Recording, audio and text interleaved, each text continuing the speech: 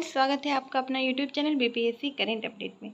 इस वीडियो में हम यूनियन बजट 2025 से 26 को कंप्लीट डिस्कस करेंगे। यहाँ से क्वेश्चन रहते हैं बीपीएससी एग्जाम में, यूपीएससी एग्जाम में, तो आशा करती हूँ ये वीडियो आप लोगों के लिए हेल्पफुल रहेगा। और इसे अगर आप इस वीडियो को अगर ध्यान से देखते हैं तो आपका एक भी क्वेश्चन बजट से तो नहीं छूटेगा। ठीक है, तो स्टार्ट करते हैं। तो केंद्रीय बजट 2025 से 26 से रहा वो 1 फरवरी 2025 को पेश किया गया। किनके द्वारा? तो ये आप लोगों को पता होगा, निर्मला सीतारमण के द्वारा ये पेश किया जाता है। निर्मला सीतारमण ने इसलिए पेश किया क्योंकि ये वित्त मंत्री है, तो वित्त मंत्री का काम होता है कि बजट को पेश करे।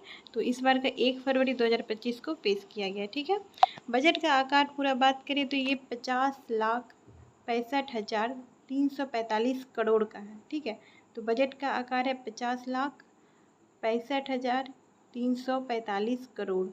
ठीक है, इसके बजट इस बार बजट में 4 महत्वपूर्ण इंजन डिस्कस किया गया है: कृषि, एमएसएमई, निवेश, निर्यात। इसको आगे में वीडियो में इसके बारे में डिस्कस करेंगे। कृषि में कितना दिया गया है, एमएसएमई में कितना, निवेश में, निर्यात में। ये 4 महत्वपूर्ण इंजन है। तो ये भी ऑब्जेक्टिव क्वेश्चन में आ सकता है कि इनमें से कौन बजट के इस बार के बजट का महत्वपूर्ण इंजन रहा है, जिसमें ये ऑप्शन रह सकते हैं। आप ध्यान से देख लें: कृषि, एमएसएमई, निवेश, निर्यात।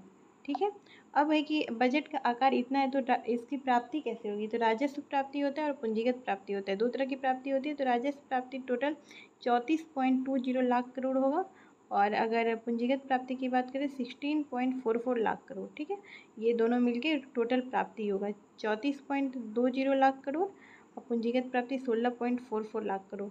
ठीक है, और पूरा बजट का 50.65 लाख करोड़। ठीक है, 50.65 लाख करोड़ बजट का आकार है। अब कितना घाटा लगने वाला है, क्योंकि प्राप्ति कम होती है और बजट का आकार ज़्यादा होता है, तो इसलिए घाटा लगता है। तो राजकोषीय घाटा जो है ये 4.4% पूरा बजट का होने वाला है, यानी कि 15,68,936 करोड़। ये डाटा याद नहीं रखिएगा, अब ये 4.4% याद रखिएगा। राजकोषीय घाटा होने का अनुमान है 4.4%, राजस्व घाटा 1.45%, और प्राथमिक घाटा 0.8%, प्रभावी राजस्व घाटा 0.3%। ठीक है, ये आप परसेंट में याद रखिएगा। ज़्यादा अगर परसेंट में पूछते हैं घाटा को, जैसे राजकोषीय घाटा 4.4%, ये तो वीवीआई है, याद ही रखिएगा। ठीक है, बाकी राजस्व घाटा 1.5%, प्राथमिक घाटा 0.8%, प्रभावी राजस्व घाटा 0.3%। ठीक है, अब रुपया कहाँ जाता है? रुपया कहाँ जाता है मतलब ये जो बजट हम बनाते हैं, ये इसका खर्च कहाँ करना है, कहाँ कहाँ मेन चीज़ों में करना है, उसके बारे में देखते हैं। तो यहाँ खर्च तो बहुत सारी चीज़ों में करते हैं, लेकिन इसमें जो इम्पोर्टेंट है उस देख लेते हैं। इम्पोर्टेंट 3, जैसे करों और शुल्कों में राज्यों का हिस्सा। तो ये राज्यों का हिस्सा दिया जाता है करों और शुल्क में 22%, ये सबसे ज़्यादा बजट उसी में जाएगा।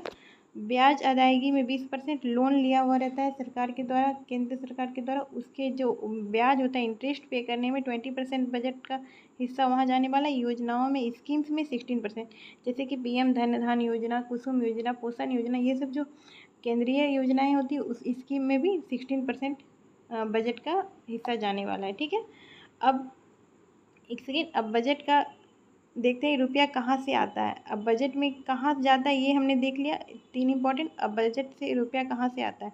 उधार से और अन्य देयता से 24%, आयकर में 22%, आयकर यानी इनकम टैक्स में, इनकम टैक्स से 22% आता है, जीएसटी और अन्य कर से 18%। ठीक है, तो ये इंपॉर्टेंट है। उधार एवं अन्य देयता 4%, ये याद रखिएगा। फिर आयकर 22%, फिर जीएसटी और अन्य कर से 18%। प्रमुख खर्च की बात की जाए, अब ये हम लोगों ने टोटल पढ़ लिया किस किस चीज़ में जाता है। अब प्रमुख खर्च अगर स्कीम्स या फिर जिसमें जाता है, जैसे ब्याज में 12.76 लाख करोड़, परिवहन में 5.48 लाख करोड़, रक्षा में 4.91 लाख करोड़, ग्रामीण विकास में 2.66 लाख करोड़। तो क्वेश्चन इस तरह से आ सकते हैं, इनमें से किस में सबसे अधिक खर्च किया जाएगा इस बार के बजट में? तो ब्याज में 12.76 लाख करोड़, उसके बाद परिवहन, फिर रक्षा, ग्रामीण विकास, ये सब सेक्टर में खर्चा किया जाएंगे। ठीक है, परिवहन में सबसे अधिक है। ठीक है, फिर 5.48 लाख करोड़। बजट का उद्देश्य 6 प्रमुख क्षेत्रों में सुधार करना: कराधान, विद्युत क्षेत्र, शहरी विकास, खनन, वित्तीय क्षेत्र, विनियामक सुधार। एक बार इसको पढ़ लेने से दिमाग में रहेगा, ताकि अगर एमसीक्यू में आएगा तो आपको तुरंत क्वेश्चन क्लिक करेगा। ठीक है, कराधान, विद्युत क्षेत्र, शहरी विकास, खनन, वित्तीय क्षेत्र विनियामक सुधार। ठीक है, अब पहला हम लोगों ने पढ़ा था ना कि प्रमुख इंजन कौन से होंगे, तो पहला था कृषि, एग्रीकल्चर यानी खेती कृषि। तो इसमें पीएम धन धान कृषि योजना के तहत 100 जिले शामिल होंगे, जिसमें 1.7 करोड़ किसान को इससे लाभ होगा। पीएम धन धान कृषि योजना 100 जिले कमज़ोर जिले को शामिल किया जाएगा और उसका विकास किया जाएगा। ठीक है, दूसरा दलहन में आत्मनिर्भरता प्राप्त करने की कोशिश की जाएगी। तूर, उड़द और मसूर में 6 ईयर का प्लान लाया जा रहा है इसके लिए।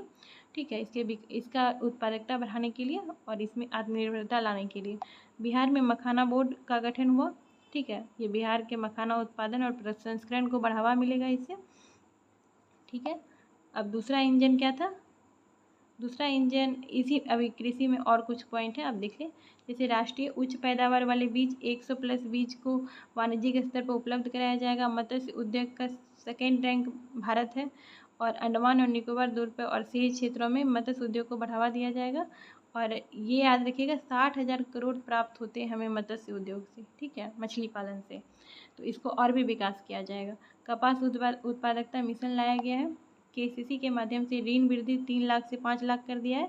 ठीक है, किसानों के लिए ये ऋण होता है, 3 लाख पहले दिया जाता था, 5 लाख दिएगा और 7 करोड़ किसान लाभान्वित होंगे इससे। असम नामरूप में इतना लाख मिलियन टन की यूरिया क्षमता संयंत्र स्थापित किया जाए। असम के नामरूप में कितना 12.7 लाख मीट्रिक टन की यूरिया क्षमता संयंत्र स्थापित किए जाएंगे। अब एमएसएमई के बारे में देखते हैं। दूसरा इंजन था एमएसएमई। 5.7 करोड़ एमएसएमई पंजीकृत है। विनिर्माण में 36% का योगदान एमएसएमई से होता है, निर्यात में 45% का। ठीक है, तो इस तरह के क्वेश्चन आते हैं ऑब्जेक्टिव में। विनिर्माण में एमएसएमई का कितना योगदान है, 36%, और निर्यात में टोटल निर्यात जो होता है भारत से 45% जो है ये एमएसएमई का योगदान है। एमएसएमई के लिए नई परिभाषा भी सरकार ने इस बजट में पेश की है। निवेश और टर्नओवर में जैसे सूक्ष्म जो होगा माइक्रो एमएसएमई, मतलब माइक्रो, स्मॉल और मीडियम निवेश 2.45 करोड़, सूक्ष्म के लिए, लघु के लिए 25 करोड़, मध्यम के लिए 125 करोड़। तो ये एक बार आप देख लीजिए। ठीक है, याद रहेगा। और स्टार्टअप के लिए ऋण 10 करोड़ से बढ़ाकर 20 करोड़ कर दी, 20 करोड़ कर दी गई। ऋण जो स्टार्टअप में 10 करोड़ पहले मिलता था, 20 करोड़ मिलेगा। 5 लाख महिला SC/ST के लिए नई योजना की शुरुआत। अगले 5 ईयर के दौरान 2 करोड़ तक का सावधि ऋण उपलब्ध कराया जाएगा महिलाओं SC/ST के लिए। फोकस उत्पाद इसमें फुटवियर और लेदर रहेगा। ठीक है, फुटवियर और लेदर।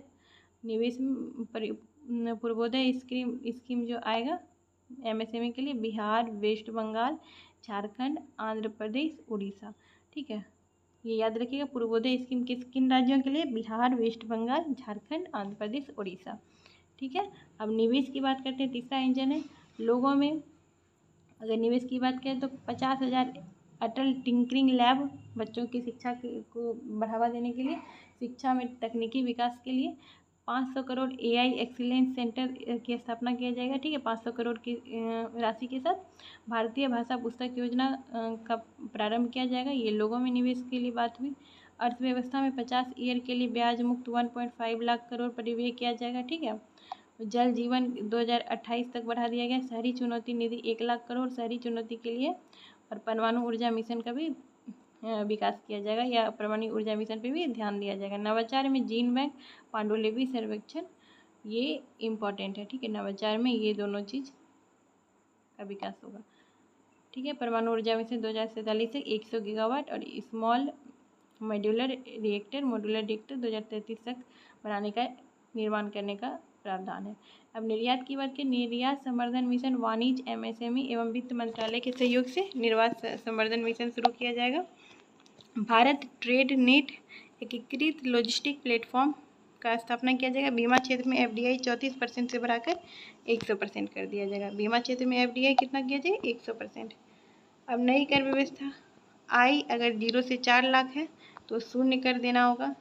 ठीक है, और 8 से 12 लाख होता है 10%, 4 से 8 5%, 24 लाख प्लस हो गया तो 30% आपके आय का कर में देना होगा। ठीक है, 24 लाख प्लस पे। अब नई कुछ योजनाएं हैं इससे संबंधित। उड़ान योजना 120 नए गंतव्य शामिल किए जाएंगे। वित्त वर्ष 2025 से 26 पूंजीगत व्यय 11.2 लाख करोड़ था और 3.1% अनुमान है जीडीपी का होगा। ठीक है। रेलवे इंफ्रास्ट्रक्चर में 4,60,000 करोड़ खर्च किया जाएगा। पीएम अनुसंधान योजना में